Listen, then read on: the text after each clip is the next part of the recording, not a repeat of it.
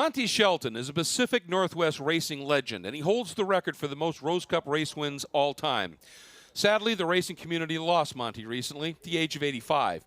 Monty entered the very first Rose Cup races in 1961, and his win record of 7 is spread over 5 decades.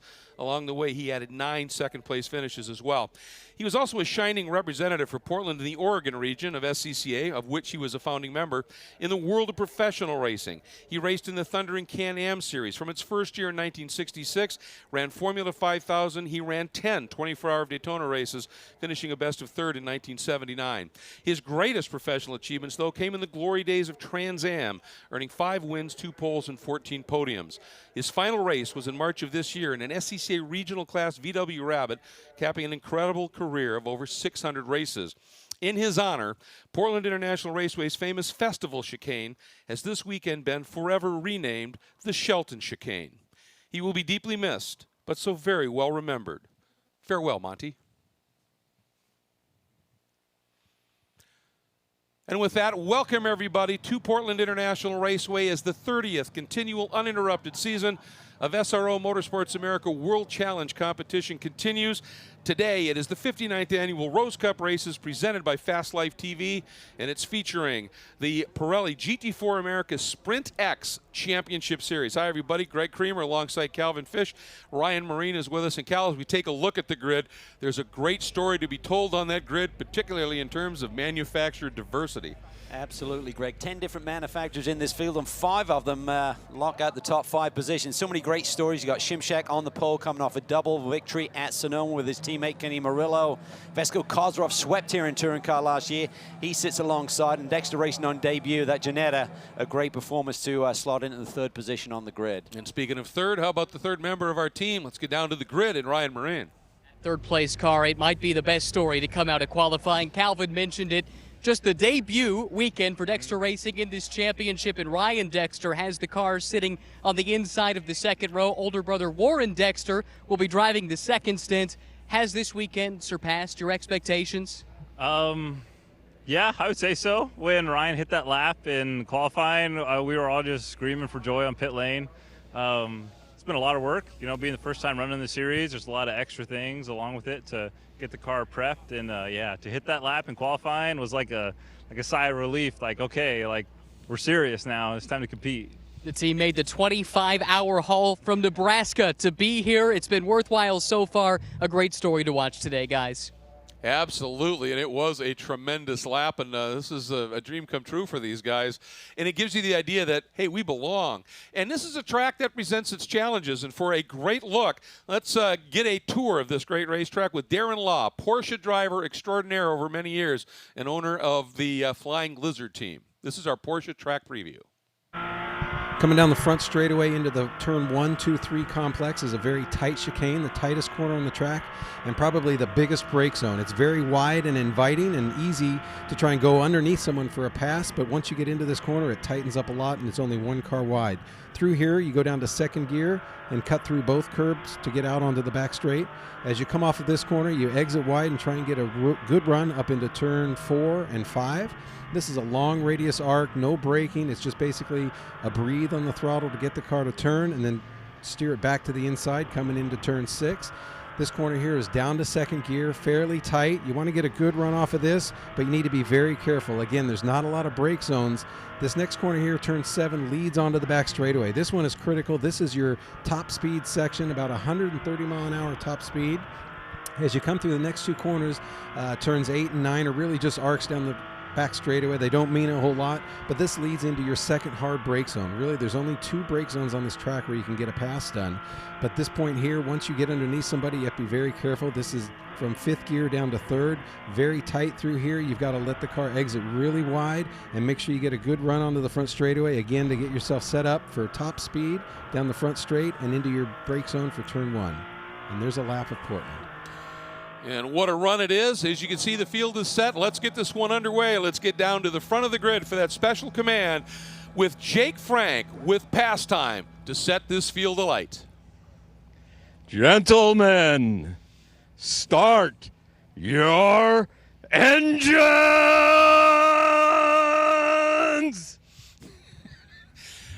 You got to enjoy the moment when it's given to you, and boy, Jake did it honor, didn't he? All right, this field comes to life. You see it all set, and there is that front row that we've been alluding to, the Murillo Racing Mercedes, which has just been impressive all season long. The Reardon Racing Audi, great speed there. There's a look at that great story, the Dexter Racing car, alongside a team, I think you talked about it, Cal, that might be able to clinch the Western Regional Championship, which is running sort of embedded into this race today. Yeah, they have a 35-point lead, and when we leave here tomorrow night, essentially only 50 points on the table. So if they can gap their nearest competitors by another 15 points here this weekend, which is not that hard a task, the sort of pace they've been displaying, maybe they can be the title owners before we even get to the final rounds of the championship season. Well, and a car slow to get away. That's the U.S. Racing Dynamics. Ginetta, I think, yep, able to finally get moving right at the end of the field here. And there's the number 5 entry. Normally that is a Ginetta in the hands of Jeff Bader and Casey Dennis. They've switched to an Audi this weekend after Bader had a little incident at the most recent round at Sonoma. So the field is underway. Another car we wanted to talk a little bit about, starting 7th overall, 3rd in the Pro-Am category. The Flying Lizard Motorsports team makes its return because Michael Dinan has recovered from an injury he got at VIR. Yeah, the big incident there at VIR. We haven't seen him in action since. Team has got a brand new Cayman here that they're working with. Robbie Foley, his teammate, did a shakedown, a little test with it at Sonoma a couple of weeks ago. So it's really good, impressive pace. Michael laid down his fastest lap of that qualifying session on his very final lap. So indicating to me that he's still getting to the true limits, but it's a really nice run to be in P7 to start this race. Yeah, absolutely. And I think another story that's worth chatting about, qualified in the 8th spot, 2nd in the Western Am class, the Motorsports USA Maserati Gran Turismo MCGT in the hands of Michael McAleenan and Gerald Lowe. And they've run occasional races in this championship. They've run some other stuff. When they run, it's fast. That car is a little bit old school. Doesn't have a lot of the driver aids on it. There's a look at it right there, that red and white Maserati. But it hooks up and goes. It does. It's always been very impressive in the hands of guys like Jeff Courtney. So it's a nice run for them to be qualifying up there in the top 10 with some stellar company right around them. And right at the back of the field, one of the cars, keep an eye on the 24 Ian Lacey Racing, G3 Racing Ford Mustang. Frank Gannett, in the first practice session on Friday, they broke a half shaft. He lost that whole session. His co-driver, Drew Stavely, in the second qualifying session to set the grid for tomorrow's race, put it on the front row pole with an absolutely great run. So that car's got speed. Frank's just a bit behind the learning curve here and getting going. And these two cars, because they didn't get away at the right time, they have to start from the back, and that is unfortunate for them, as obviously they would have liked to admit it. They missed the pre-grid, essentially. They are both from the U.S. Racing Dynamics team. The number 15, a young pairing of drivers making their pro debut, Will Watanawankiri and James Lee in their Ginetta. This is a dream come true. Will said this is a dream that started in 2004, and we're finally here. And it all started with what he called racing, what they call canyon racing. And I said, and explain that. He goes, let's just call it spirited driving in some remote backcountry roads. And they're just delighted to be here as well. It's a tough way for them to have to start from the pit lane. Let's take a look now at this track, Cal. 3 different sectors and quite different. It really is. We've got the Shelton chicane there to start things off, and very tight first sector. You really got to display a lot of patience there until you get out onto that back straightaway. To get to that is turn 7, that tight right-hander. That's a really key corner to get that exit speed and get the terminal speed before you brake finally for turns 10 and 11. If you can run the curves through there a little bit, sort of like 3 corners back from the finish of this lap, that is really a big advantage to have. And then just gridding that exit speed and managing the tires is really a key component around this racetrack to have success. Absolutely flat, but it doesn't mean it's not challenging. No, it's very challenging. A little bit of everything. Straightaway speed is important, but track position is key. It's tough to pass here without taking some risk. And you saw the lights out on the Acura pace and safety vehicle. 2 formation laps, and we are about to complete the second one and get ready to go. 60 minutes of competition, 2 drivers per car. There is a mandatory pit window and a mandatory driver change. That's correct. Between the 25 and 35-minute mark of this race, unless we're under yellow, that pit window will open. And you have 75 seconds to traverse down pit lane, get the driver change done, and exit. And you've got to be certain that you don't run afoul of that. Otherwise, you've got a drive-through penalty, and that'll cost you about 30 seconds. And in the Pirelli GT4 America category, no tire change, no fuel change. So you got to watch your tires if you're the starting driver. Yeah, you do. You can't be a hero in the first half of this race and give your co-driver nothing to work with. All right, field onto the front straight. By rule, you have to stay line astern. You can show no more than a headlight. But when the green flag flies, it is game on to go racing for 40 minutes of competition. And the green is out. We are racing at Portland International Raceway and the Rose Cup races. Down into turn 1, and look at that move by Kozarov. Covered the Mercedes a little bit, managed to make it work, and up into the lead he goes. Yeah, really nice start by Vesco. He timed the jump immediately and just got that half car length, then moved to the inside. Christian thought about taking it down deep, but typically that ends up in tears. But look at Miller here, putting the pressure on. Those drivers, he and Gartsacker aboard the number 28 ST Racing BMW, looking to clinch a championship here this weekend. Yeah, and Chris Miller in that 5th place Autotechnic BMW was able to sneak around the outside of Matt Travis in the points leading NOLA Sport Porsche as well.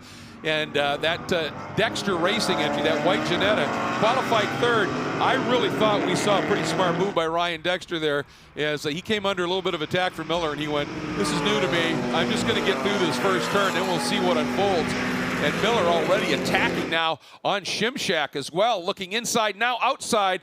Not quite there. Tough to make a pass into that chicane, but Miller looking racy early. He really is, and that's good news for Vesco Kozarov. He's taking the pressure off momentarily because Shimshak back on the gas and hounding the leader. And now Dexter right back up behind his Wilson, also able to get around him. Look at Kozarov. He's trying to thwart any attack, but also break any draft that Shimshak might have. The Mercedes pops to the outside, opens the lane up for Miller, who thinks about it, Cal. Difficult situation for Christian Shimshak. He's got a faster race car, it looks like, than the Audi, but Kozarov is being very proactive in determining his line down that front straightaway, but he's got to watch out. Miller's looking for a way through right behind him. Then Wilson in the BMW. Then you can see the Dexter Racing Ginetta, the rest of the field as it comes through. There's the 24 of Gannett in that Mustang. Through turn 6, and now key corner, turn 7. A lot of different line choice in there, isn't there? Well, when you got the lead and you're trying to not open the door up, you tend to turn in a little bit early. You can still get through that corner pretty effectively. I talked to Vesco about this yesterday, and he said, I tend to lead the car in. It doesn't really compromise in my exit. You're not leaving the door wide open for someone who's close behind you. You see Kozarov again, middle of the road. Shimshak looks to the inside. Vesco's not going to let that happen. Really late on the brakes. See the twitch there in the Audi. Indeed. He is really pushing hard. He wants to get a little bit of a gap and then let Miller work over Shimshak. Well, I think in Vesco's words, he says the Audi is not too smart down the straightaway, meaning it doesn't quite have the edge of some of the other cars. But here we see him. He's gapped the rest of that pack a little bit through turn 12. Allows him to run the normal racing line. And Shimshak has to defend a little bit, knowing Miller's right there, and that helps as well. Yeah, that's true. The car's not too smart down the straight, but it's speedy in the corners. Yeah, we've got a smart driver behind the wheel, Boy, so you do. that all helps. Yeah, that you bet it does. And now Shimshak, for the first time, has a car length or two clear of Miller. The rest of the field coming through. McAleenan in the Maserati, the red and white entry, the rest of the pack. You see that red, white, and blue patriotic liveried Panos of Calvert and Keegan. Calvert had a breakout. Whoa, that was close. That was Calvert-esque. Yeah, Shimshak just came out of turn 6 and basically went straight to the apex. And I think Vesco may have momentarily lost him in the side view mirrors there and had to take pretty abrupt action there to get back to the apex in time. I think you're right. If Shimshak could get through, I think he's got pace right now. But Vesco is not going to make that easy, that's for sure. The reason I call it Calvert-esque is because that's what Calvert did in a race here last year. Last lap pass right there, like that in turn 7, to get his first GTS, GT4 category win. You can do it, but you got to be very decisive. Here we see that move. Shimshak a lot closer, but look at Miller. He's getting a really good draft. That hole is being punched in the air by both of those cars, battling it out. Wilson just sitting there in the 4th position, waiting to see how this plays out. There goes Miller down to the inside. Not sure where he's going to go with this. It's all of weather. Shimshak gives him room on the exit, and I think if he was there, Shimshak would have, but he breathed it, and Shimshak said, well, then I'm just going to go back to my line. I'll tell you, it's aggressive, but great respect here. And all of this duking around has brought in one of the savviest drivers in this paddock right up to the back of these guys in that red and white Autotechnic BMW, Chris Wilson. Yeah, it's really compressed this lead pack and has allowed Dexter, who's having a great run here on debut in that Ginetta G55. Let's take a look here, the initial start. Kozarov had about half a car length, just takes it in super deep, keeps it together. No track limitation problems there. Keep Shimshak behind him. Wilson there. Like Travis got a really nice run. Got by Wilson initially for position. And then things finally sort of settled out just a little bit. And there was Wilson, who had jumped up from his starting spot into the first turn, into the Shelton chicane, had moved around a couple of cars, but got parked and dropped right back again, but remounted an attack. So yeah, this opening sequence was pretty fierce. And now, as you can see, Wilson has got back up into that 4th spot. And it's right there, and there is Shimshak once again, and Kozarov has to go way down to the inside. He does, and look at Miller there. He runs the normal racing line, just keeping it there, and Shimshak and Kozarov here just fighting it out. I think Miller's got to be careful here. He's got to think big picture. Got a really healthy championship lead of 35 points in their class. Don't throw it all away. Boy, Shimshak into and through the Shelton chicane, he just floats an awful lot of speed to a very tight section of track. Yeah, that Mercedes is really good around here. Some people thought it may not be a good suit, but the BMWs look strong this weekend, as does the Mercedes AMG. Let's not forget we had that Ford that sits on the pole for tomorrow. Yeah. Ooh, Kozarov getting those rights into the dirt. You could hear he went to the throttle and it spun up over that curb in the dirt. But it looks like he didn't hurt his exit too much, Cal. It doesn't. The real key here is when you're playing such a tactical game in terms of where you're positioning the race car to defend, is not to lose too much lap time, because look at the battle behind them. There's been a big compression here with the top 7. And again, look at McElhaney in 7th in this group, right there in that Maserati. It has no ABS, no traction control. It does have a paddle shift at least, but it works if you get the right driver behind the wheel, and McElhaney is up to it. Here we go. Ooh, Miller's so close that time. He's going to try now. Can he do it? Nope. The Audi definitely doesn't seem to have the straightaway speed of a couple of the other these manufacturers, but Kozarov has that track position, as we said earlier. Tough to pass here, particularly when you're dealing with someone savvy behind the wheel like Vesco is. And just remind people that may not be real familiar with things, the rule in this type of competition in terms of defensive driving is you can run any line you want, you just cannot do it in reaction to a move from behind. And Kozarov, as you said, so savvy. He's thinking, where would I put the guy, the car? If I'm being chased, that's where I'm going to stick mine. And he does it to perfection. He really does. But he's got a lot of quick guys behind him. Miller's BMW is really strong here this afternoon. Oh, that's tight there. Shimshak's got to be careful. Yes. Because Miller's getting runs, and he's getting kind of alongside the rear fenders of that Mercedes. Christian's got to be careful. He just doesn't take the line back. It's not a great corner to get a tap in. I tell you, you're really loaded there for a long time. It's a long time before you can get your hands completely straight. And that just means that left side suspension is loaded up. And that played right into Kozarov's hands. And look at Shimshak had to go down to the inside to defend on Miller. But look at that right there. The amount of speed from the turn in two at 1 to apex at 2. Shimshak, that car just carries speed. Didn't get out of it that well this time, though.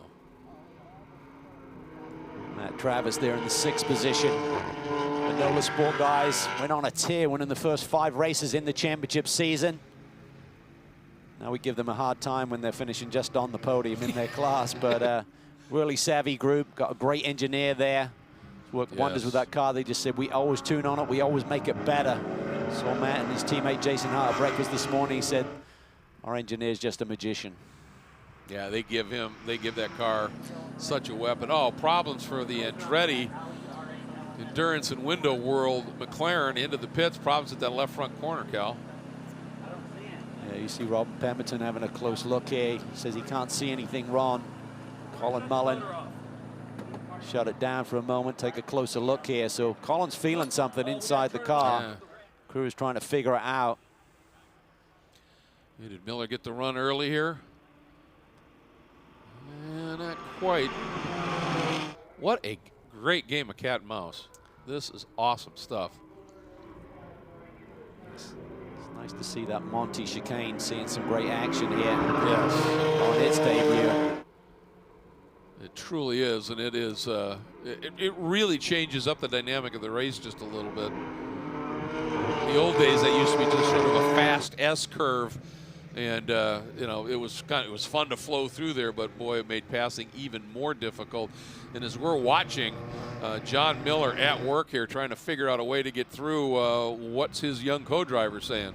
Yeah, I think Harry Godsacker is chomping at the bit to get in this race car and mix it up with those guys. It's a great battle we have on track right now.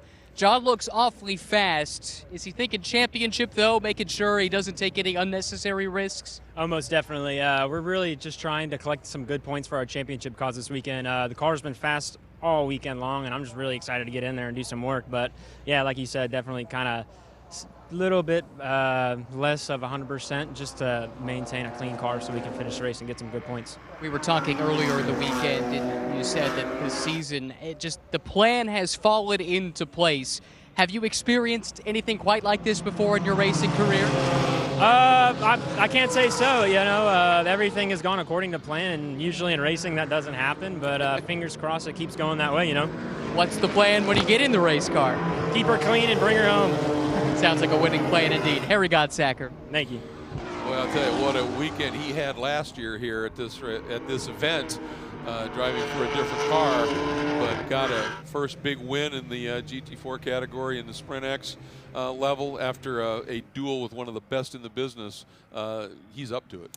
He really is. It was a breakout weekend for him here last year in that Sin, running with the Racers Edge group. Got schooled a little bit by Ian James on the first day, and boy, he took that lesson to heart overnight and came back and grabbed a brilliant victory on day 2. Yes, he did. Look at Shimshak, got a nice run there, but the nature of that curving back straight, that, as you said, it's just easy to defend on it, isn't it? It's just tough to pass unless someone makes a big mistake or you get super aggressive and get down inside and trade some pain. It's just hard to get the job completely done. Look at this battle. Yeah. Everyone is joining the party.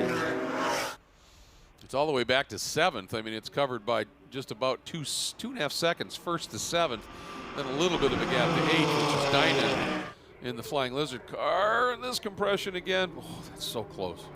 It really is, because if Vesco didn't carry that entry speed cutting back to apex, Shimshak would be having contact with him, but they got their timing down. There's a rhythm to this race right now between the front runners. And then you're going to factor in tire wear, trying to maintain the pace, like saving fuel almost. You know, give something to your teammate or be able to do a stop a little bit different. It's all about tire wear at this stage of the game. And just a minute ago, we saw Colin Mullen bring the Andretti McLaren down into the pit lane. And again, that's a car and team that had sort of a mid-season shuffle here when Jared Andretti, based on his early season performances, got moved up into the pro driver ranks and changed their ranking. You can see the car now going behind the wall. This is a huge blow, as they were fairly well placed, even with him starting in Am, then moving into Pro-Am, tracking those Pro-Am points. He was in the hunt for a top 3 in the championship at least. So got to be frustrated. Frustrating day for the Window World team, and Jared Andretti coming back to some of the circuits for the second time. He's just going to go from strength to strength. They'll try and rebound for tomorrow. Fortunately, the way they do this now, there's separate qualifying sessions, so they have another grid spot already locked in for tomorrow. You're not doing it from your fast lap today like we did last year. You know, the thing for Miller that's got to be frustrating him is he gets that run, then he moves to the outside, and he's carrying a huge head of steam, and just has to sort of bail on it because there's no place for him to go and do anything with it, is there? Yeah, and I think the real key will be the crossover during the pit stop exchange. Typically, you know, you're going to try and keep your faster driver in as long as you can, maximize their stint length so you get the ultimate lap time for as long as you can. So you would expect Kozrov to try and sneak all the way down towards that 35-minute mark in this race. Shimshak, he's got Murillo, he's got pace. Maybe they'll do a change early. Gottsack are going to take over from Miller as well. So they've got some options. You'd have to think that Kozrov, whilst he's got the track position and he has this pace he's displaying, will stay out there as long as he can. And they don't do a tire change, so it's not like you're going to come out on absolutely cold sticker tires and have to take 2 laps to get up to heat, but you will lose a little temp in those tires sitting in pit lane. So if you've got a fast guy in the car and there's a second fast driver as well, would you still maybe leave the first guy in a little bit just because he's got those hot tires to let him throw down some flyers? Yeah, certainly. Yeah, he's in a rhythm. He's going to be, you know, pretty much at the pace of the car as much as Scott can give. So that does make some sense there in terms of the new driver getting in, getting the tires right back to their peak and settling into a rhythm. A lot of it is they kind of have some software now where they can create a ghost car where they basically work out where the 75-second mark would place them. It's pretty easy here because the lap times are pretty close to 75 seconds. So you know you're going to come out basically a little bit ahead of where you are right now. So one game to play here is if you're right on the tail of the leader and you execute the perfect pit stop, you may come out just in front of the leader, and then you got that track position, albeit a lap down, but you maybe hold the leader back and control his pace a little bit. That's why those guys sitting on the top of the pit boxes make the big bucks. They do, but they have a lot of tools to work with these days. And they said this ghost car kind of create where you come out in the traffic if you stop right now and you execute it to the 75-second threshold. See something hanging down underneath Shimshak's car? Looks like inside left rear tire down. Could be just a, yeah, hopefully it's just a piece of plastic or a duct or something, nothing serious. Left rear corner there. Yeah. Certainly doesn't seem to be hurting his performance much. Wow. Kozrov comes by with a almost 4/10 of a second lead. That's huge. Wilson's dropped back a little bit here. Fourth position. Really doing well in points. He and John Allen, they're only a point behind Preston Calvert and Matt Keegan in their class this year. It's interesting how they do the scoring, because if you're running in the national championship and you finish behind Western drivers, they pull the Western drivers out of that point run, so you can have a 4th or 5th overall finish and still get 2nd or 3rd place points, and it's certainly kept things interesting. It has. See Kozrov there keeps dropping that inside wheel. I wouldn't be surprised if he's not getting some warnings from the race director. They're very, that's one of their priorities. Don't be dropping wheels. Track limits, you can kind of use all of the curve. You start dropping wheels and throwing dirt on the racetrack. They do not like that, and we're seeing Vesco do that repeatedly through turn 7. Oh, that entrance to turn 10 is fast, isn't it? It's wonderful. It's great flow. It just gives you enough room. You got that little entrance there to the secondary pit lane that gives you just enough room to really maximize your speed through 11 and not run into the grass there. Shimshak got a great run out of 12 this time. This could get interesting this time. Yep.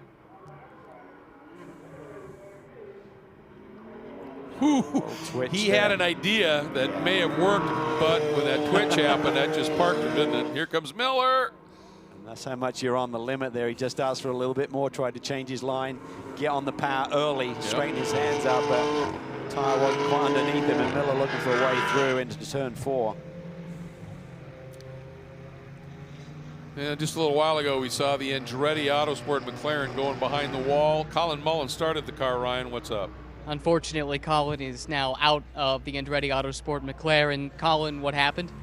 Yeah, I think we had some sort of ABS issue. We've been playing with the brakes today to try to figure out some of the issues we had from earlier in the weekend. But yeah, just getting into the corner, thought I broke at the normal spot, and just the ABS kicked in right away. And yeah, really sorry the TRG guys just plowed into the side of Kevin Woods. And yeah, we had a I think bent lower control arm, so we're out for the race today. But yeah, really unfortunate. The Andretti guys have been working night and day all weekend to try to figure out figure out what's wrong, get us some more pace with the car. But yeah, it's unfortunate to end like this, and yeah, I'm really sorry for the whole crew and everybody working on our team this weekend. Are you confident it can be resolved in time for tomorrow? Yeah, absolutely. We'll be back out on track tomorrow, so we'll have another shot at it. Just yeah, unfortunately didn't want to end like this, but yeah, so the guys will get it sorted quickly, so we'll be back out tomorrow for sure.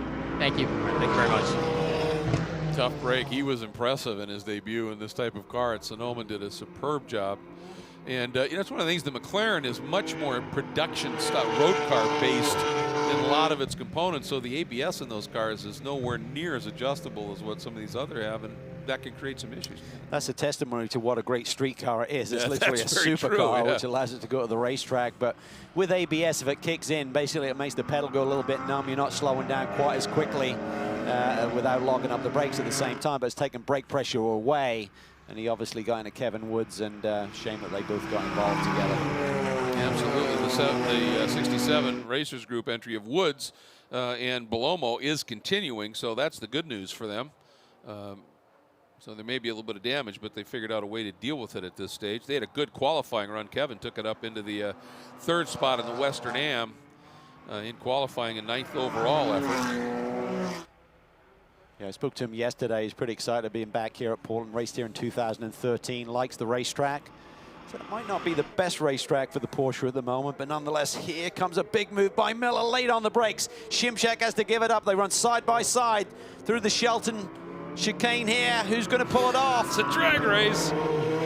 Boy, you can see Miller, that car was twitching. He's got the inside as they head into 4. Shimshek trying to do the rim shot. He's still there. Exit a 6 here, or exit a 4. Oh, and he floats wide. Here comes Shimshek down to the outside. Look at Wilson's right there, trying to take advantage, but doesn't want to put his nose in where it doesn't belong. And there's young Mr. Dexter. Well, he has no issues mixing it up. He's driving a really solid race. He certainly is. And really, you would think, Cal, the longer this race goes, that Ginetta, if he's taking care of those tires, should really come alive. Yeah, should be strong. His brother should have a good race car to jump into to finish off this race this afternoon. Shimshek attack there. Wilson's got by him as well. Just lost that little bit of momentum, didn't he? I think Vesco's looking in his mirror and said, was there a crash? Where'd they all go? Exactly. Wilson's so savvy, you know, he had fought his way up into that 4th spot, and then when he started to fade a little bit, the first thing that you think with him is I'm going too fast, I'm taking too much out of the tires. Yep. We talk about this racetrack, Greg, in terms of hard to pass, but when you do get past and you get out of sync with the racetrack, you can see you suddenly lose not just one, but another position there when you're racing in a pack like they are today. So Shimshek going to try and just settle down and get his head back around this, and I'm sure he's got a lot of people with fingers crossed in the pit run. Yeah, we had a chance to actually stand down here in the pit lane as that was happening. His co-driver, Kenny Murillo, and I watching together as we saw that 3-wide drama a little while ago. What does that make your heart do? You know, definitely skips a beat whenever they're, you know, weaving down the front straight. It's really good, clean, hard racing from everybody, which is exactly what we want. All the cars are super close. Can't believe how well this Murillo team did with this Mercedes-AMG GT4. They did such an amazing job pairing this car with this tire. This Pirelli tire is just amazing, and it's good, hard racing like you're witnessing right now. We were chatting a little bit before the race, and you feel like you're in a position where you can be a bit more conservative out there, let this race come to you, especially after the driver change when we expect to see some shuffling in the ultimate pace, I suppose, of some of the cars on track. Yeah, it's anybody's race right now, and it's hard not to, you know, stay focused here. But like I said, it's anybody's race. You got all these manufacturers running for the lead. The driver change is definitely going to add a little spice to it. It's not something that we can just, you know, let the race come to us. This is everybody's on the top of their game right now, and that needs to be us as well. And I'm really looking forward to showing what I got. Good luck. Thank you. He's got a lot, too. He is a quick young man. A lot of times serves as the data engineer. Oh, and a big wobble by Shimshek, turning into 4. And that's going to cost him a little bit more ground, certainly to Wilson, and has got Dexter now glued to that orange rear deck. So Shimshek trying to push to get back up into it and may have just gone a little bit too hard here. Watch it here, Cal. Yeah, I'm not sure if the balance has gone away on that Mercedes. He eats up a little bit of the curb there on the inside. Sometimes you can pick up grip when you do that, maybe just pulled in the front end, and that just loosened the rear end coming off. So maybe just grabbed too much of the curb there. Looked pretty subtle. It shouldn't have been a big deal, but you could see the little twitch there. So maybe just overdriving a little bit, probably frustrated that he's lost these positions. He thought he'd have the lead at this stage of the game, not be shuffled back to the 4th slot right now. And Miller, prior to his move around Shimshek up into 2nd, had already set the race's fastest lap, took it away from Kozarov at a 1:18.3, and he's already made up half of the gap that Kozarov had opened up when they had done their exchange. Miller just turned a 1:18.7 flat, Kozarov a 1:18.9 essentially, so he definitely has a little bit of speed here. He does. He's looked really racy all day long, and now he's able to display it in clean air. I think he'll chase down Kozarov before the pit stops. Pit stop window will open in about a minute, but we expect to see Kozarov certainly stay out. Wow. Remember, Jeff Burton, his teammates, done a solid job here. They had a double victory at VIR earlier this year, so been really strong. Well, in the first race at VIR, when he took over the car from Kozarov, Burton did. Oh, and that big surprise move down to the inside by Shimshek on Wilson. And Wilson gave him room so that there wasn't contact, but now he's fighting back hard.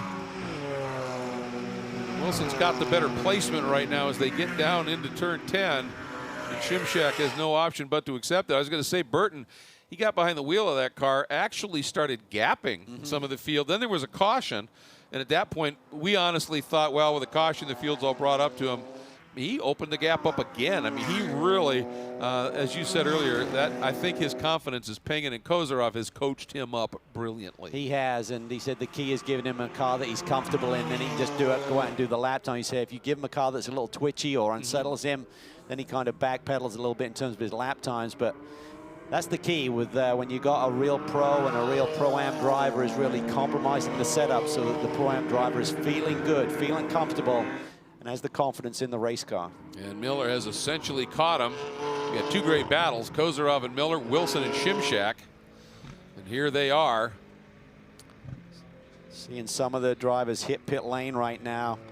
Kia's going to be hitting that pit lane 75-second delta correctly. Oh, there it is again.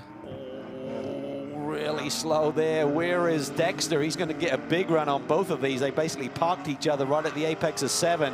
He's got nowhere to go with it, though, in the Ginetta. You can see it. Yep. And Wilson, I mean, he's so savvy. And speaking of savvy, this is one of the best teams in the paddock. Stephen Cameron Racing. Quinlan in that BMW. They're in for their first stop, and you would expect that, turning over to one of the, I think, best drivers in the paddock, and that's Leia Fouge, will be taking over. They had a little problem in one of the practice sessions, but I think they got it sussed out. And again, 75 seconds, right, from pit in to pit out? That's correct, which should be easily achieved, but then it's all about just execution. Right.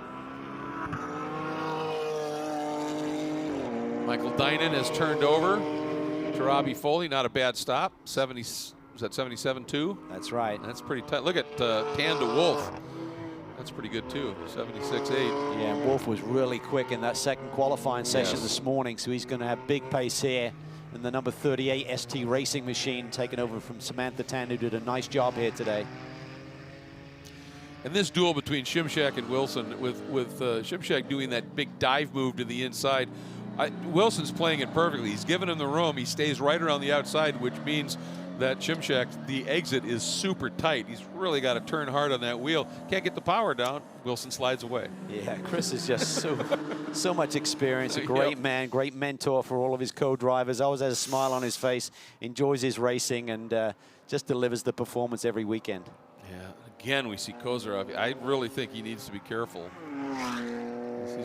Every time you see those plumes of smoke, you know race control's getting itchy. Here comes McAleenan in for his stop. Had it up as high as 7th. It's already completed that stop, actually. So good run there as we watch this group. Again, Wilson, Shimshak, Dexter, 3rd, 4th, 5th. Mercedes looks okay now. I mean, the balance looks okay. I'm not sure whether Christian just had a couple little bobbles there. Saw him really loose through this corner when he ate up the inside curb a little bit, picked up some grip maybe. Yeah, I mean, that car generally is so good over curbs that I don't think the curb unsettled the car. I think you might be right. The front gripped and the back wasn't quite there yet.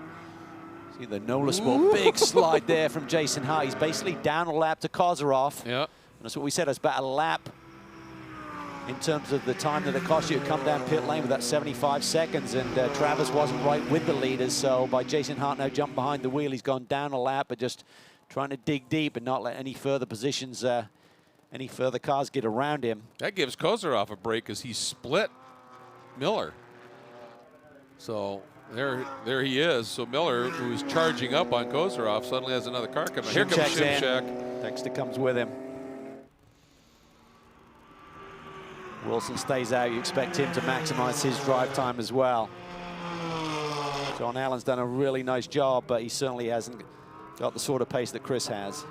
And we have seen a very eventful run from that orange Murillo Mercedes. And as Shimshak brings it in, he is heading right toward Ryan Moran. Waiting for Christian Shimshak to make his way in, and right on cue, here is that Mercedes-AMG GT4. Going around the car is the team's typical data engineer. That's Kenny Murillo, who's been drafted into a driving role, starting in the last round at Sonoma, continuing here in Portland. Shimshak so strong in qualifying, putting this car on the pole.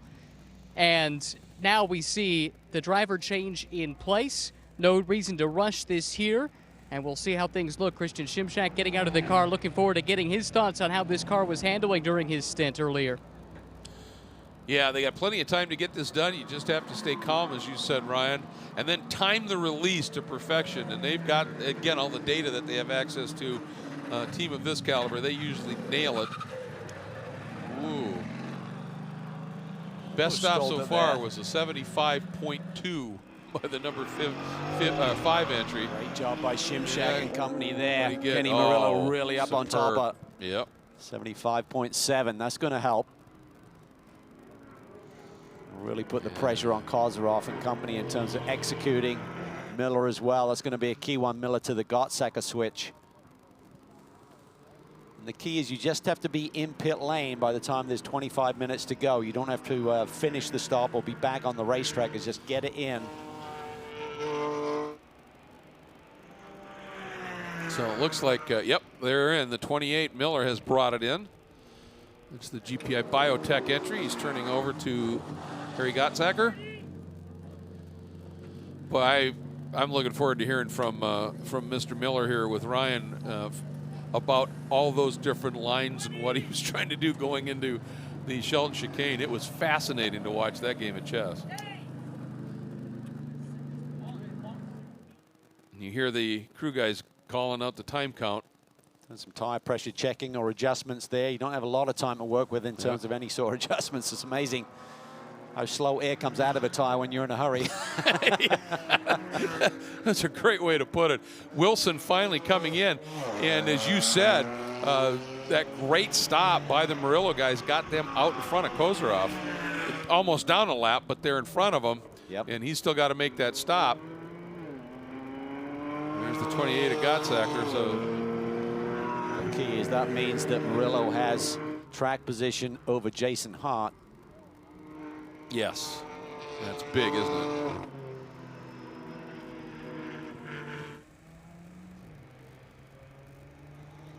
So Kozarov will right now have a huge lead, but again, you would expect him probably this next lap, Cal, to come in. You want to push it much more than that. Well, you can't afford to suddenly have a lazy spin or something or get involved with some traffic, and you can't hit that deadline. So typically you'll give yourself a couple of minutes. You don't want to be right down to those fine margins. You could probably do one more and still sneak it in, but you would anticipate this is the lap. But sometimes the margins, that extra lap, can make the world of difference in terms of where that car then gets released back into the action. All right, we find out now. He looks a little bit calmer through 10, 11, and 12. Watch for that blue. Oh, they're pushing the window today. Boy, aren't they? Yeah, he's got to come in this next lap, otherwise he'll be out of time. Yep. Sometimes that's what it takes, though, Greg. The level of competition is so... Oh, that was tight there. John Allen exiting pit lane. Yep. Oh, and that's going to hold up Kozarov a little bit. It is. He needs to get a run. He needs to get by John Allen before they get to turn 4. This is going to cost Vesco big time. Dives down to the inside. The room isn't there. Trying to force the issue. Yeah, and Allen, no thank you. Wow, this extra lap has backfired on Kozarov big time. So tough to pass through this sector right now. He's got to do some sort of just a huge dive bomb into 7 here, and he can't because that's the line Allen takes. John Allen up on the wheel. Yeah, nice he is. job. He's not going quietly. Nice job by the Dexter boys getting hit. Stop done in 76.7. First time out for them at that level. That's brilliant. See teams on debut kind of really can't get their heads wrapped around this pit lane delta. They've done a nice job here today, both on the racetrack and in pit lane. Kozarov has to come this time. Yep, and that cost him dearly. And oh, so close there. Hart now getting a big, big run on the back of Dexter, it looks like. And Dexter has to make the big move to defend. Problem is, coming out right in front of him, well, he'll clear it. the Lizard car. Look at Hart swinging around the outside. Just use that a little bit more power of that Porsche on that lighter weight but less powerful Ginetta. And Kozarov coming in, and from what we could see, Ryan, it sure looked like they left that one lap too long. Yeah, that's not great news for this team. Jeff Burton waiting to jump in. He's going to be climbing behind the wheel of the Audi that has led this race from the start. Vesko Kozarov able to make that big move right when the green flag flew, and he has led ever since. Now it's incumbent upon his teammate Jeff Burton to do it the rest of the way. We know what kind of a cheerleader Vesko could be over the radio. Jeff's told us about that before. Right now he's getting the help from Vesko to get bolted in, strapped into that race car. They'll have him back out on track soon, but the question is, did they lose too much time behind the lap traffic on that in lap? We'll see where he comes out. The car's fired back up and should be headed back out shortly. Ooh, Murillo really wide through turn 11, carrying a lot of speed. But now Gottsacker will officially pick up the lead, Cal. Yeah, this is going to be really tight. Couple of problems on pit lane. Chris Wilson and John Allen, they were 8/10 underneath the margin there. They're going to have to serve a drive-through penalty. Look at this. Burton just gets out in front of Gottsacker. I knew it was going to be close. It wasn't a given. And we're also seeing Robbie Foley back down pit lane. That Lizard car 2 times to pit lane. Must have been a technical issue, I assume, on Robbie Foley's car. We'll check in on that. But okay, Jeff Burton, are you up to the task? We've seen you do it before. And he's got the 17. That is the James Rappaport and Derek DeBoer entry. I think it is now Rappaport. Dr. Rappaport has climbed behind the wheel. This is the time for Gottsacker. He's got to pounce right now. He's got to try and move them. Bobble there for Burton. Gottsacker gets alongside, takes the lead. Yep, Jeff just went to the throttle a bit early. Look at Murillo. He dropped tires over that curb right at the wall. Not about to waste that opportunity and that momentum, was he? No, he wasn't. That was game on. So as Murillo said, maybe this can come back to us. It's going to be a great little battle here. Gottsacker getting stymied a little bit through that final corner. That should allow Murillo to get a run, and Burton stayed with them. So if he can settle in here, it's not over and out for the Reardon Racing team. They can still come back here and try and win this thing. All right, Gottsacker comes through, clears the Porsche. But the problem is, does Murillo, and the Porsche straight to the apex and shuts them both down. And then he gets crossed. Oh, what an evasive move by Murillo. Murillo to the lead. He's got the run. A big evasive move, and he carried speed in doing it. That was brilliant. Fantastic.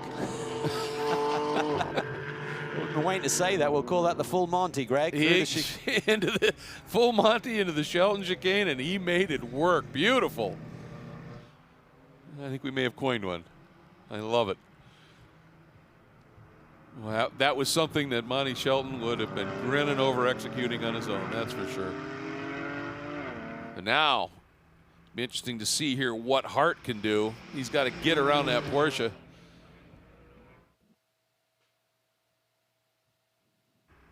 Look at this move here by Murillo. Look at, that's down, flag, jug stuff flying in the air, but he had to head his steam up. You don't give that up, do you? Yeah, and here's where the action gets a little crazy here through the Shelton chicane. Watch the fast time Porsche get a little bit sideways there. The leaders split him. And Murillo gets on the pad just a tiny bit earlier than Gottsacker and grabs the lead. Almost looked like Gottsacker thought that the Porsche might spin into him and lift it a little bit. Oh, so close. Well, this was the scene of some unbelievable racing between Gottsacker and Ian James last year for a similar position, running first and second in both rounds of the championship. Gottsacker won one day, his second the other. And the day he was second on the Saturday, Ian taught him a huge lesson in throwing down dummies and the like. And Gottsacker figured it out for the next day for sure. But you wonder if that's not now in Gottsacker's mind about don't telegraph, don't telegraph. Well, he's got speed, that BMW team, particularly when it picks up the draft effect as well. When he's running right behind Mercedes, it really seems to have a couple of miles an hour and gets him into position. We saw it with Miller early in the going. And you know what, real quick here, just noticing Burton staying pretty close, but he continues to struggle getting the power down coming out of turn 7 in the back end. It's like he's not letting the car just unwind through that corner. And I'm sure Kozarov will be talking to him about that. Meanwhile, down to the pits and Ryan. Yeah, you guys saw an unexpected pit stop from the Flying Lizard Porsche when injected with the team, but unfortunately they had a left rear tire going down. That's what brought them back to pit lane a second time. It makes total sense. And that's not something you mess with. Obviously, if you get the sensors going off on that, you want to address it immediately. This time, Gottsager just needs to settle in here. 20 minutes to go. Lots of time on the board.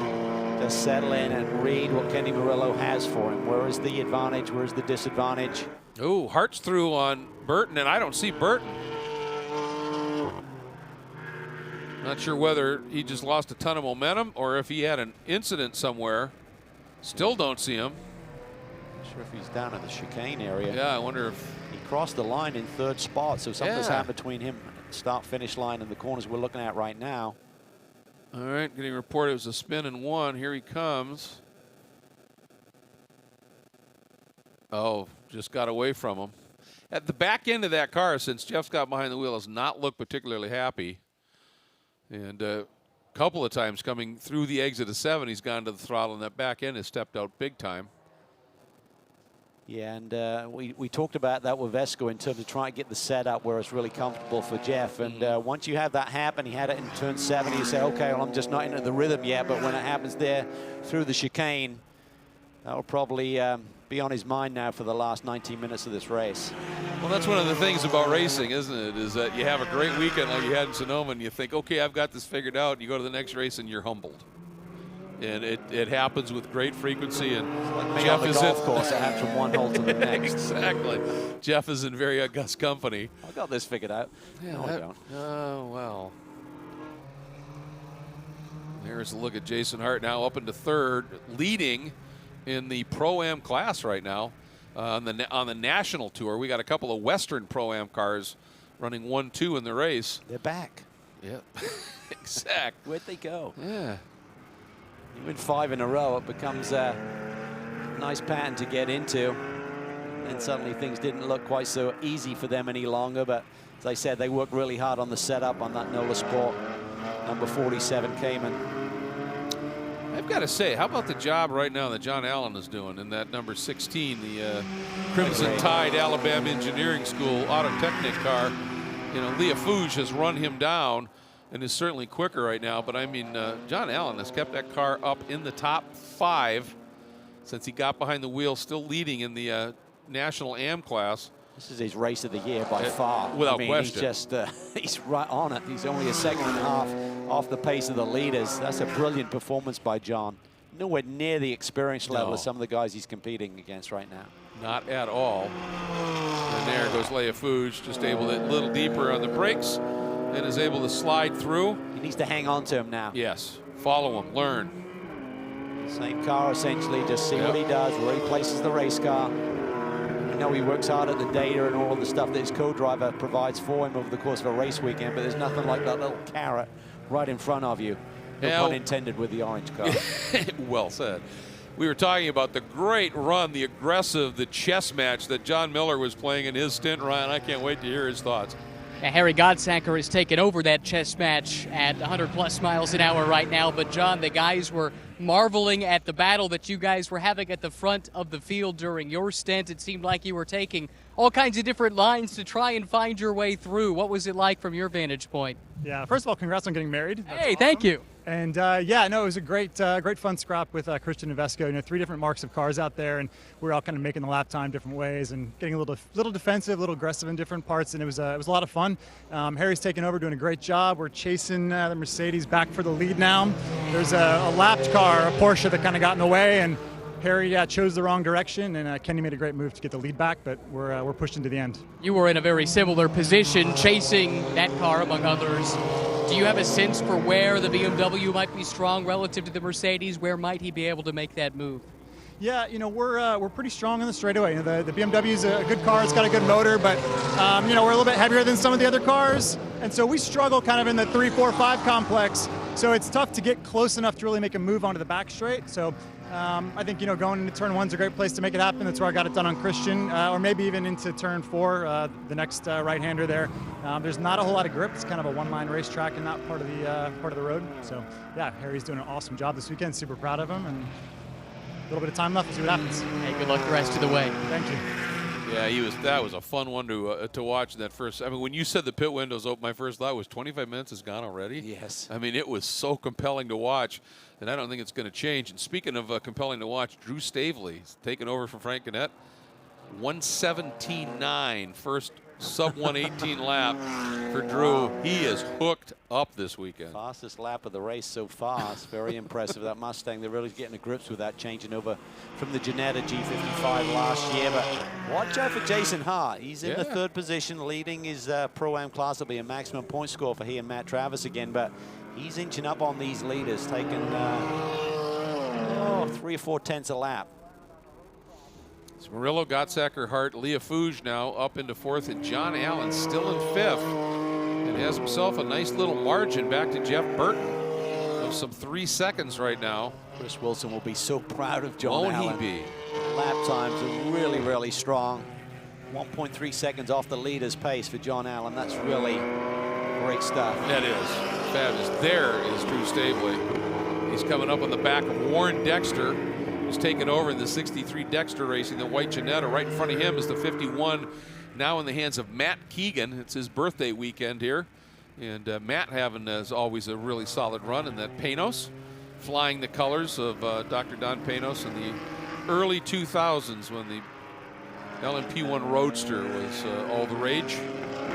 Lost Dr. Don last year, and they're racing in tribute to him. Ooh, big off! Those rear tires by Stavely. Boy, he is hustling that car right now. He's trying to do whatever he can. He's like Jaws. Yeah, exactly.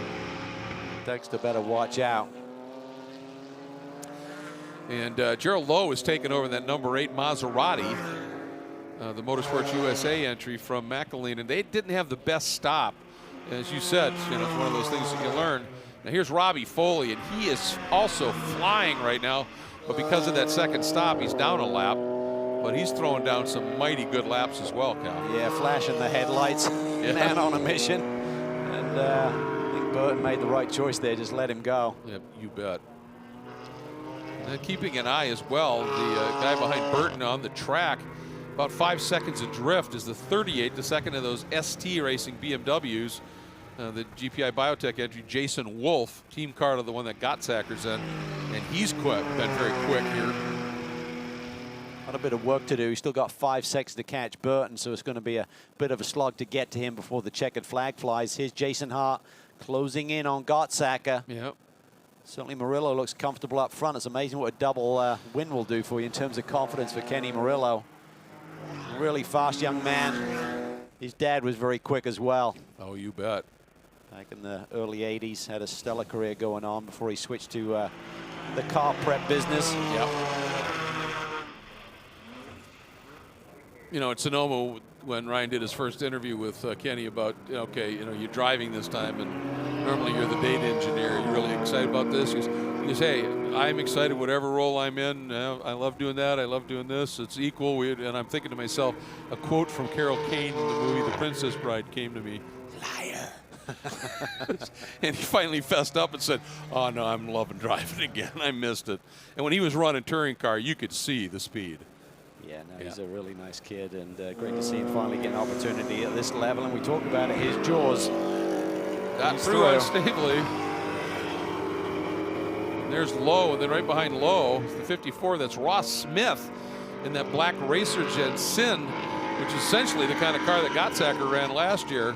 And Bob McCallion started that car for John Meraki's team, and has turned over to Ross Smith. And it was a name, you know, when I first saw him on the entrance, I thought, boy, that's familiar, and I couldn't place it. But in just a few years ago, he absolutely dominated the Porsche GT3 Cup Platinum category with, I think, 9 wins in 14 races. An incredibly quick driver, but kind of went quiet for a while. And nice to see him back in a paddock. Yeah, it is, and it's good to see that John Meraki is such a great team owner that he maintains the relationships. We saw Mark Pavin come back after many years away, and similar story. You know, some of these businessmen have to go away and take care of their priorities in terms of the business world, but they come back to a place they know and call home, and Racers Edge provides that avenue for some of these drivers. It's a family feeling team, that's for sure. I mean, you know, once you've run there, and Ross ran with him on occasion. That wasn't the team he ran for when he won that championship, but he had run with him a few times, and clearly, you know, as John Maraki's group does, made an impression. And you look at what John's team is doing in the Blancpain GT World Challenge American, the GT3 Acuras this year. I mean, it's a team that also gets the job done. Getting the job done. Jason Hart is getting it done right now. He's putting the pressure on Gottsacker.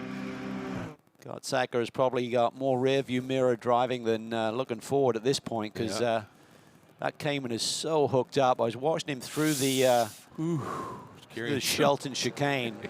Just beautiful compliance. He's able to eat up the curbs on the inside. Let's see if we can put it to work here. That BMW is super strong here, though.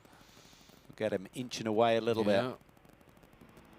But this is exactly what Murillo wanted, obviously. It was Hart to come up and... Watch Hart, though, through this first sector. Right there, just able to eat up those curbs, and the car just doesn't move. Yeah.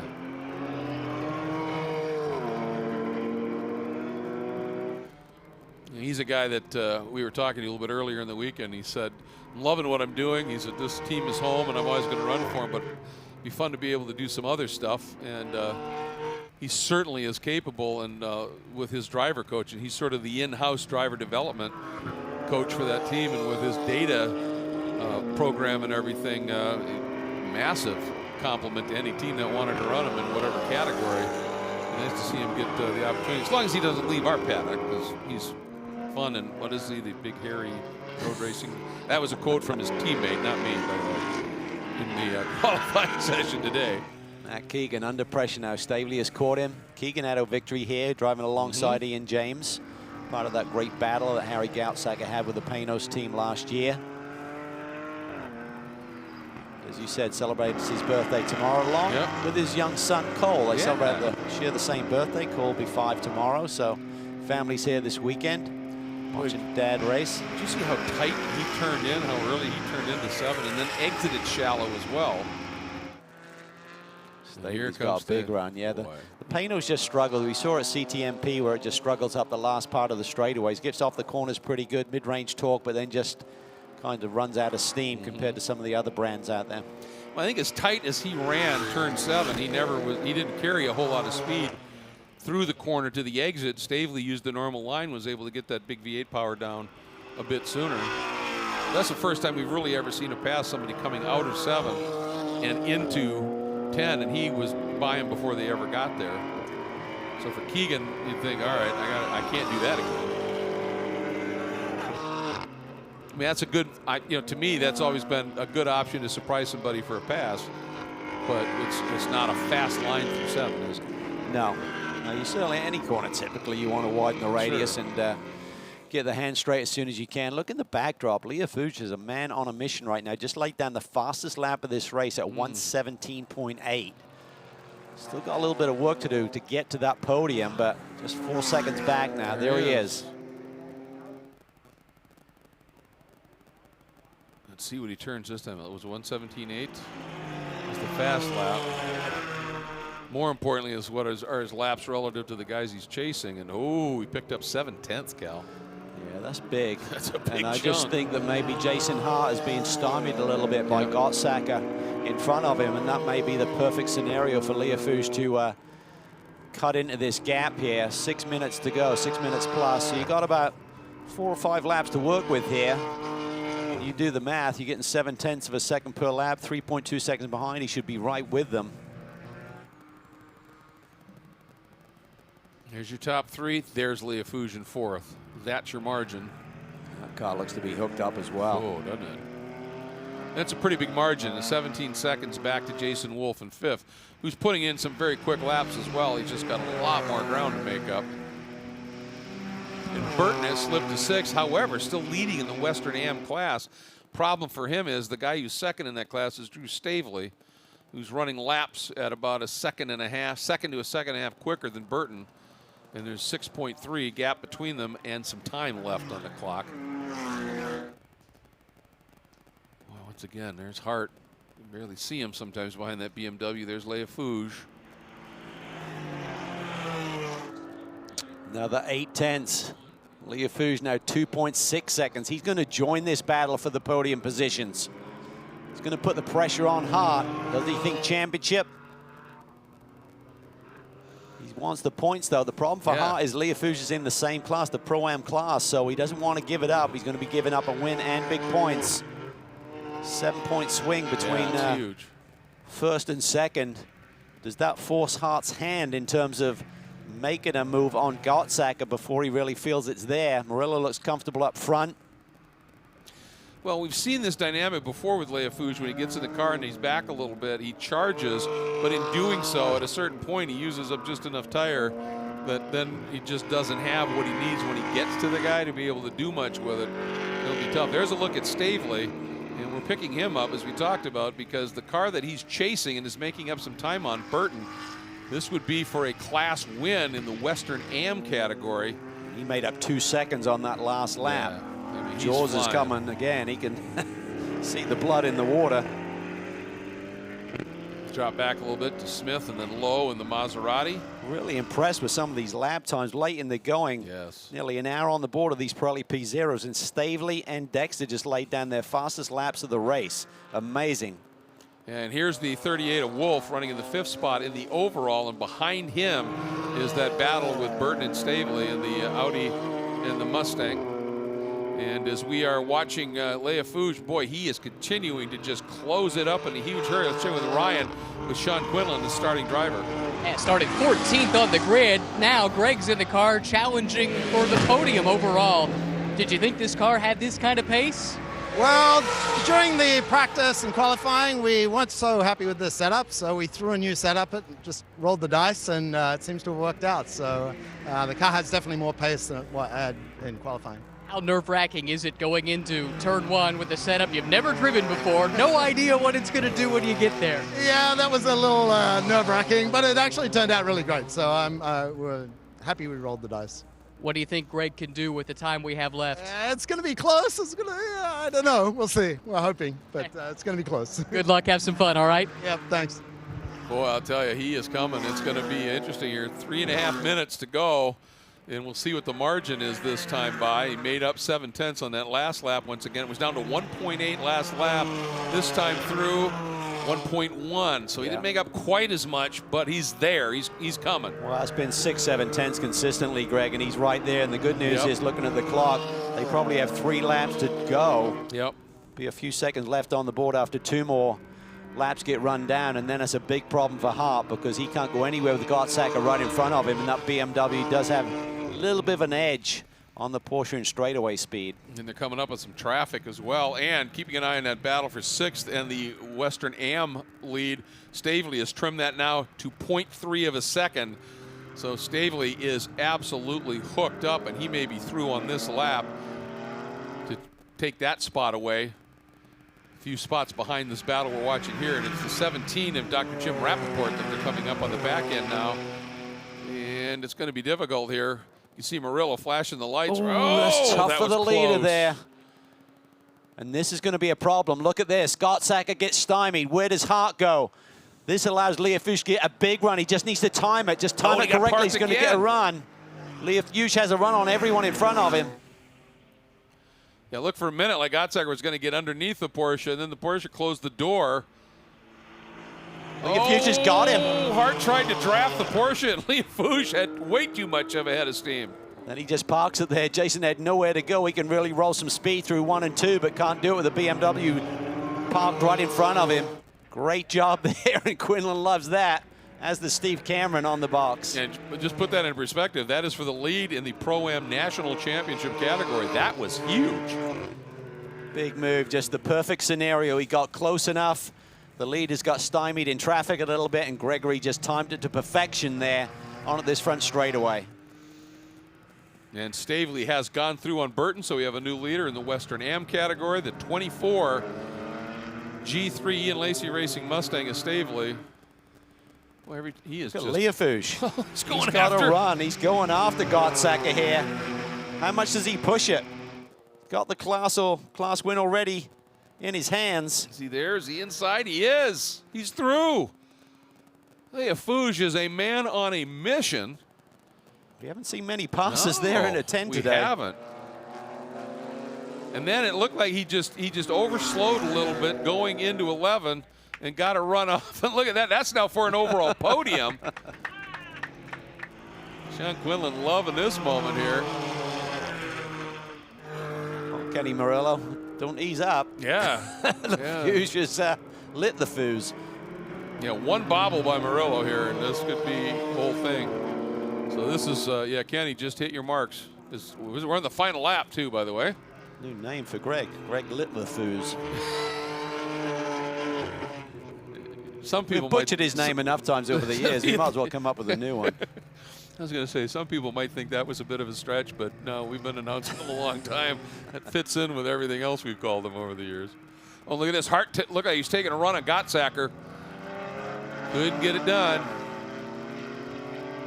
Murillo, he's got enough of a margin if you just hang on. Boy, what a run it will be for Murillo Racing here, won't it? I mean, run in terms of the last couple of races, because they weren't even in this championship and decided last minute to show up at Sonoma. Great that Murillo's been given this opportunity. Yes. Matt Fastnart typically drives that car and has to take some time away from the racetrack. Onto the front straight. And another win for the Murillo Racing Mercedes. This one at Portland International Raceway. Murillo and Shimshek get the win. Leah Fouge, second overall, but winning in the Pro-Am National Championship with that man, Sean Quinlan. You see Steve Cameron on the radio there. And then finishing the overall podium, Harry Gottsacker and John Miller, second in the Western Pro-Am category in the ST Racing BMW, then Jason Hart in the 47 NOLA Sport Vest Energy Group entry. And look at that run, a good run by Jason Wolf. So two of the ST Racing BMWs in the overall top 5. Not a bad day for that team either. And Stavely winning in the Western Am category. And Keegan and Calvert winning in the National Am category right there in that car. So a good day for them. Boy, that was an interesting, compelling, fascinating race, start to finish. And, you know, as consistently quick as the Murillo car was, that charge from Leah Fouge is just stunning stuff. That and Stavely. Yeah, he just had the momentum. Yeah. It was just like everything was just timing out perfectly. He was catching the guys he was chasing. It wasn't like you get stymied and then you get into the pace of the car in front of you. Yep. He was just coming with more pace and just kept clipping them away. Remember Trans Am race way back, probably in the late 90s at Watkins Glen, and there had to be 40 cars. And a guy named Stu Hayner had a problem in qualifying and started like 38th, finished on the podium.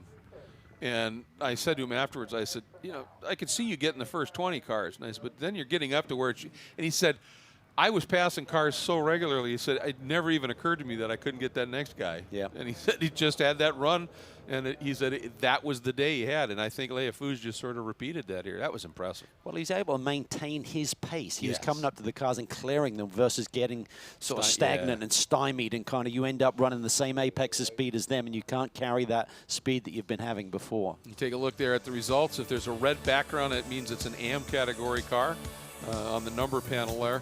And some of that's just experience, right? Because you might actually lift a little bit to not get caught in a certain spot so you get to run exactly when you want it. And that's something that he just seems to be superb at. He is, and things just timed out for him as well. That little bottleneck in traffic was perfect for him to get the run up the front straightaway and get by Hart.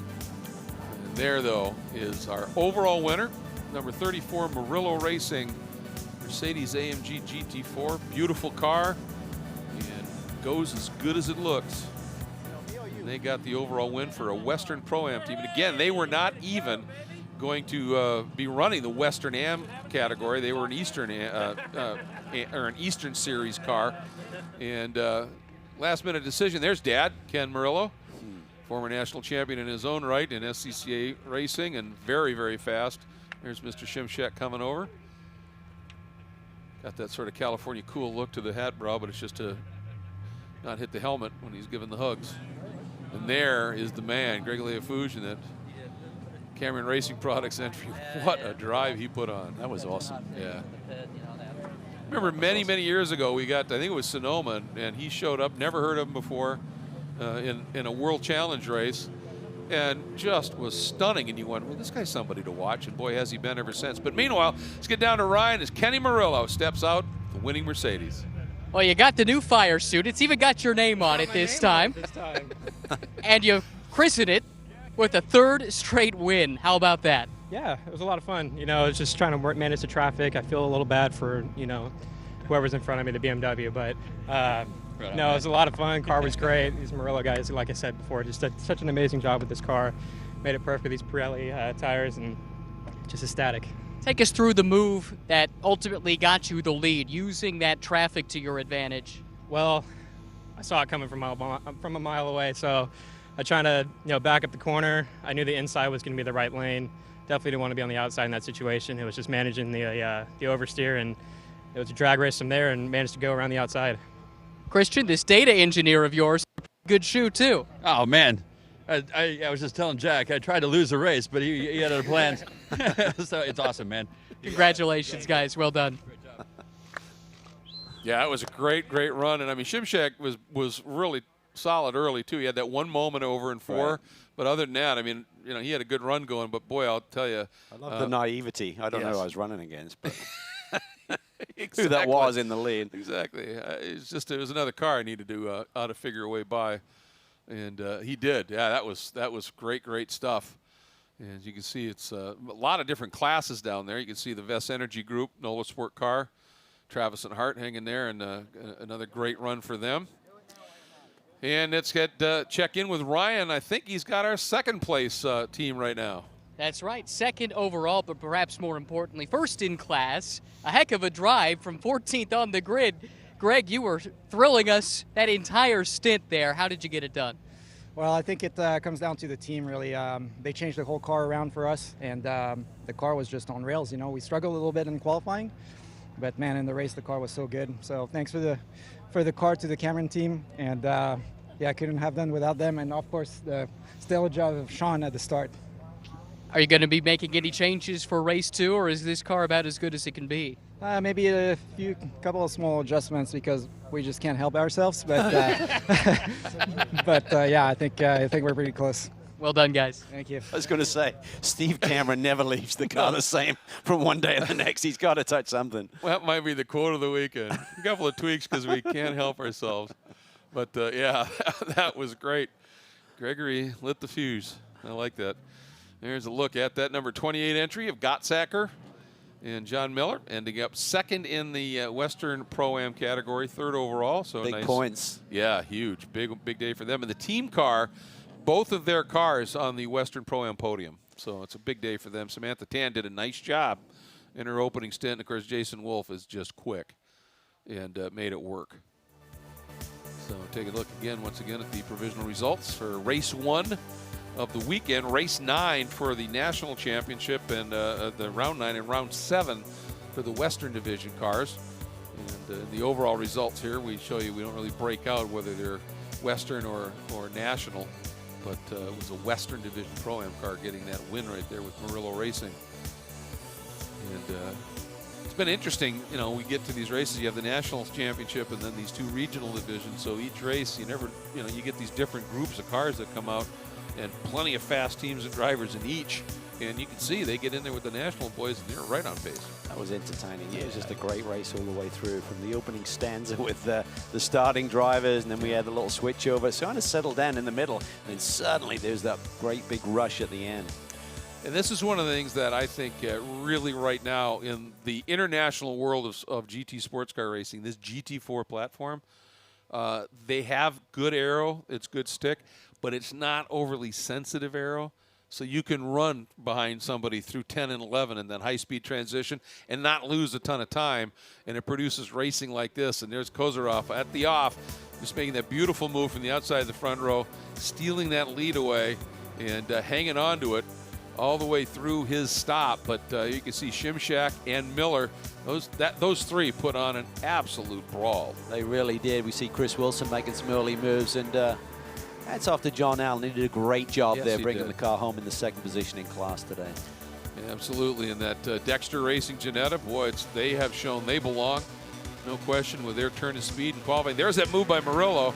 It was the 2nd car through because Burton had already had that moment, and Miller went through, Gottsacker went through, and then Miller went with him. And then here's the brilliant decision by Kenny Murillo.